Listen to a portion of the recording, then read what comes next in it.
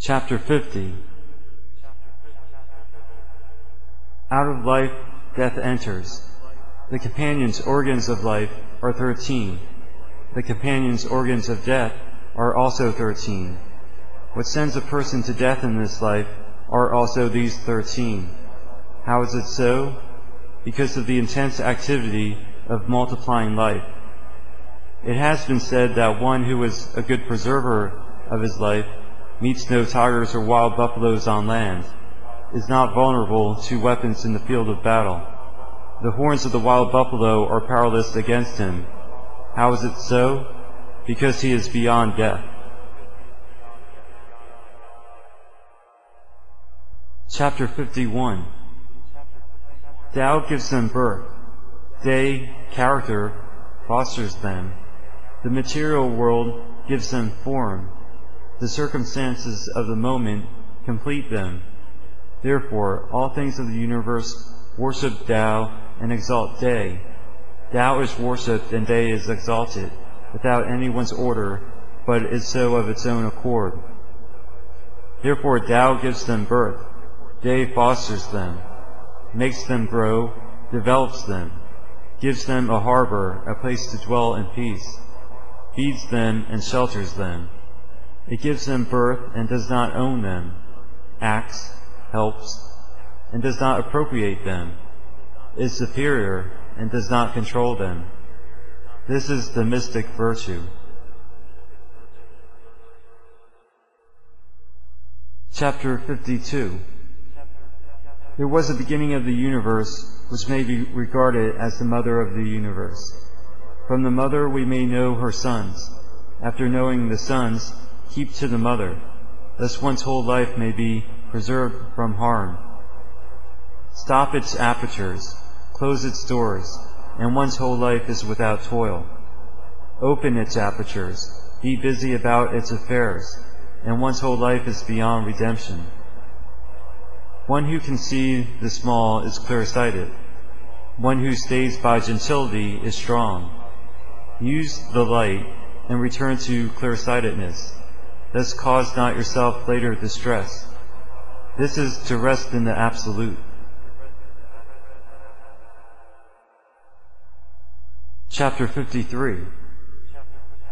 If I were possessed of austere knowledge, walking on the main path, Tao, I would avoid the bypaths. The main path is easy to walk on, yet people love the small bypaths. The official courts are spick and span, while the fields go untilled, and the people's granaries are very low. Yet clad in embroidered gowns, and carrying fine swords, surfeited with good food and drinks, they are splitting with wealth and possessions. This is to lead the world toward brigandage. Is this not corruption of Tao?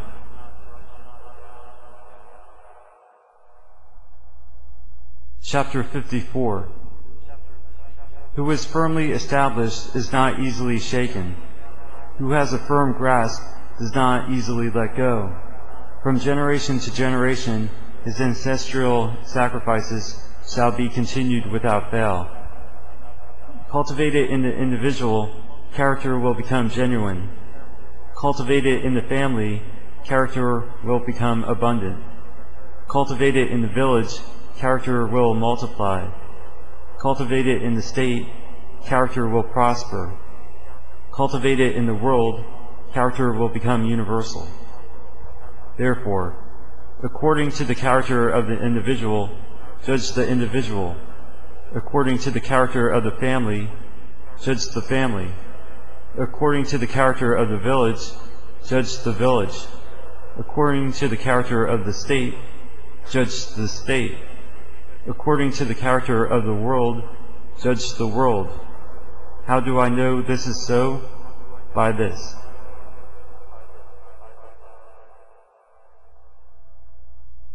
Chapter 55. Who is rich in character is like a child. No poisonous insects sting him, no wild beasts attack him, and no birds of prey pounce upon him. His bones are soft, his sinews tender, yet his grip is strong. not knowing the union of male and female, yet his organs are complete, which means his vigor is unspoiled. Crying the whole day, yet his voice never runs hoarse, which means his natural harmony is perfect. To know harmony is to be in accord with the eternal, and to know eternity is called discerning. But to improve upon life is called an ill omen. To let go the emotions through impulse is called assertiveness. For things age after reaching their prime. That assertiveness would be against Tao, and one who is against Tao perishes young. Chapter 56. One who knows does not speak. One who speaks does not know. Fill up its apertures, close its doors, dull its edges, untie its tangles, soften its light, submerge its turmoil. This is the mystic unity. Then, love and hatred cannot touch him. Profit and loss cannot reach him. Honor and disgrace cannot affect him. Therefore is he always the honored one of the world. Chapter 57. Rule a kingdom by the normal. Fight a battle by abnormal tactics of surprise.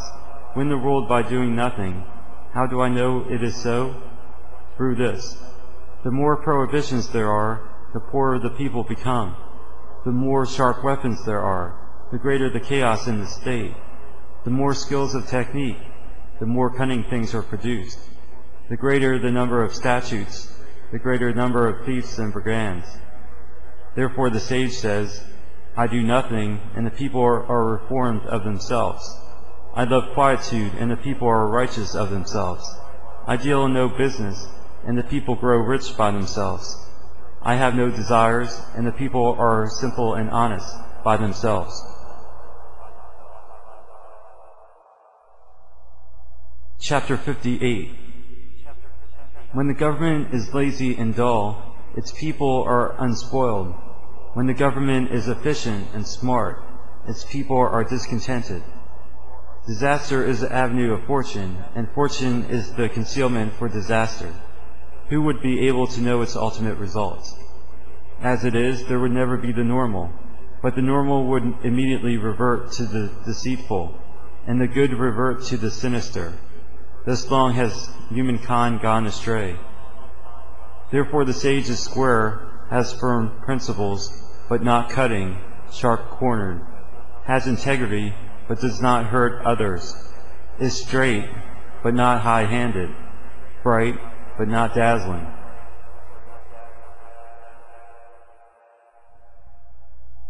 Chapter 59. In managing human affairs, there is no better rule than to be sparing. To be sparing is to forestall. To forestall is to be prepared and strengthened. To be prepared and strengthened is to be ever victorious. To be ever victorious is to have infinite capacity. One who has infinite capacity is fit to rule a country, and the mother principle of a ruling country can long endure. This is to be firmly rooted, to have deep strength, the road to immortality, and enduring vision.